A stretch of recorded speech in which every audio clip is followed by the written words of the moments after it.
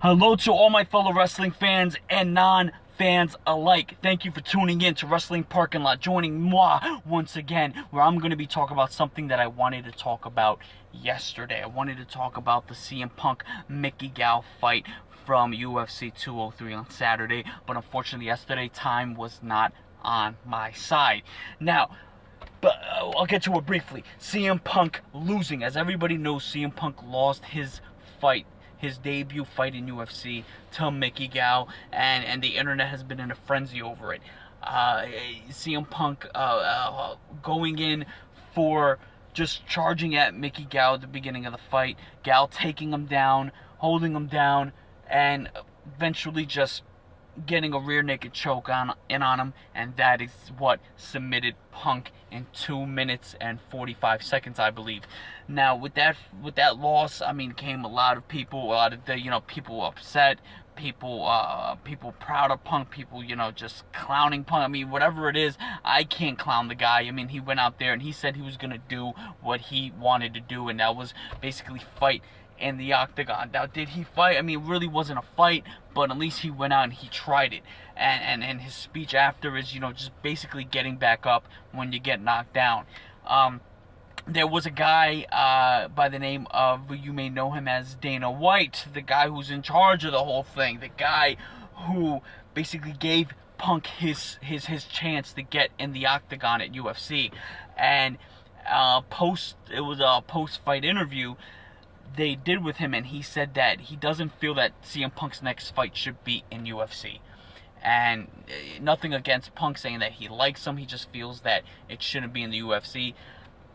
Saying that he's not, I guess he's not ready. He's not ready for his next fight. Shouldn't be in the, I mean, not to say that he won't go back to the UFC, but at this very moment, I personally don't think a year and a half of training is enough to go against somebody who has done this for a while. I mean, Mickey Gall with a 2-0 record against somebody who's never officially fought it doesn't seem exactly even. So I think Punk, with some more training, with just some more time and training, I think he could go in there and he could probably, definitely kick some ass. But for right now, I just think he needs time to, to go back to the drawing board. But big ups to Punk. He said, he did something. A lot of people say they'll do things and they never do them, and he did it.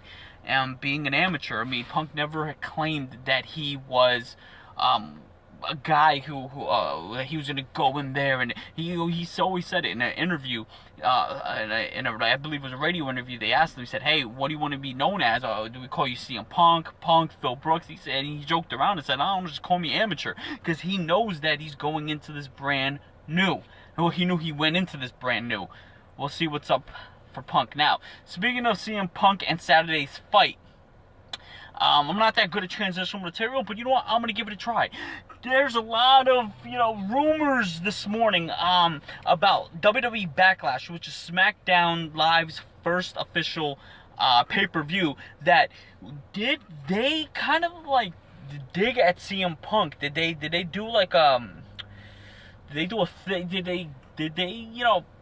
throw a shot at CM Punk? Because in the Miz Dolph Ziggler match, in the beginning of the match, you see Ziggler take down the Miz, give him a couple of strikes and put him in a rear naked choke, which was exactly what happened on Saturday. So it's we don't know, maybe, I think it's not that serious, but of course people are going to talk. It seems controversial. People love controversy. Why not? But the Miz did in fact take that win with the assist from his wife Maurice. Dolph Ziggler loses again, but this time he lost, and it wasn't exactly, I wouldn't say it was exactly fair. Alright, I'm going to say it. I'm defending Ziggler again. It wasn't fair. Ziggler deserves a rematch. Now, moving on. Let's talk about the women. Man, the women did their thing for the first ever SmackDown Live Women's Championship. Now, that was a match that had Naomi, and had Nikki Bella, Natalya, Alexa Bliss, Carmella, and Becky Lynch, who in fact came out the victor in that match. Becky Lynch came out on top. Really proud of Becky Lynch. She's the last of the 4 horsewomen, which are Bayley, Sasha Banks, and Charlotte, to win a championship. So big ups to Becky Lynch. All the women did their thing. I think, you know, it's a lot at stake. You can tell that this Nikki Bella Carmella rivalry is just heating up. It's just getting better, and I can't wait to see how that unfolds. The tag team championships. Heath Slater and Rhino facing the Usos, the new badass attitude Usos. The Usos, no face paint, no colorful colors. They coming out with black pants. Bad attitude, black pants. That's all the Usos need. They're coming out. They ain't even like shouting to the crowd. They ain't even, you know what I'm saying? They're not pandering to any. They're just coming out and saying, what? We're here to kick some ass. And it's so believable that these guys have like a, you know, they have like a chip on their shoulder. And I like it. I dig it. Usos. And they showed that aggressiveness, aggressiveness last night against Heath Slater and Rhino for those tag team championships. And what did they do? Huh?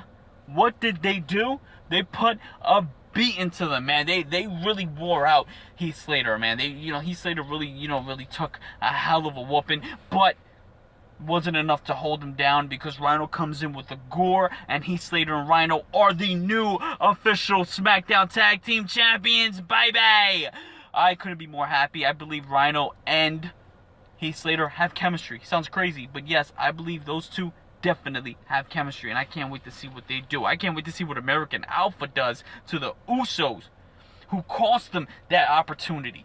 And the Usos and American Alpha, that's going to be a fight. That's going to be a brawl. Now, moving on. Now, we covered the Tag Team Championships, the Intercontinental Champion, the Women's Championship. Let's move on to something that wasn't a championship. Let's move on to Bray Wyatt and Randy Orton. Now, Bray Wyatt attacks Randy Orton in the back, but we don't see the attack. We just see Randy Orton on the ground, like, holding his leg. Now, anytime I see that, where a wrestler's on the ground, and obviously, for some reason, Randy Orton couldn't compete, or it was just part of the storyline. I don't know, but Randy Orton was not in that match. In fact, Kane came and substituted, if you will, for Randy to face Bray Wyatt. But Randy Orton did not disappoint the fans that night, coming in with the RKO out of nowhere and doing the assist for Kane. Kane following up the RKO with a choke slam and getting the 1, 2, 3. Congratulations to Kane. You know, Kane, let's give Kane more wins. All right? I've been a Kane fan since for over 20 years now. Almost 20 years. Since 97, I've been a Kane fan. I'm a Kane fan now. You know, let's start giving Kane more wins. Let's start giving Kane more relevant storylines. But big ups to Randy Orton and Bray Wyatt. I don't think this is far from over. Now, let's see, what do we have? The main event, the WWE World Championship. Now, when I say what a freaking match, a hell of a match that AJ Styles and Dean Ambrose put on. Dean Ambrose giving AJ Styles a fight. AJ Styles returning, giving the fight in return. It was great. The match was like, what? Well, like a 40 minute match. It was a very physical, and AJ Styles targeting the knee of Dean Ambrose, putting him in the Styles Clash not once but twice in the Styles Clash, and Dean Ambrose doing what Dean Ambrose we know him doing best, and that's crawling and scratching and fighting. But it just wasn't enough to defeat AJ Styles in the end, because AJ Styles became the new WWE World Champion. And it's exciting to see that, because AJ Styles has won a major the main title in New Japan Pro Wrestling. He's won it in TNA, and now he's won it in WWE. I mean, the guy. I mean, if you ever thought AJ Styles wasn't phenomenal, you better think twice. Now, AJ Styles, there's one thing about it that I'm gonna say kind of soured me on it a little bit, and that was the very end, where the referee gets knocked kind of loopy, and he gets knocked down kinda, and then he hits him with the low blow and then follows up with a Styles Clash. I don't think AJ Styles, they didn't need to do that. They didn't need the low blow to Dean Ambrose.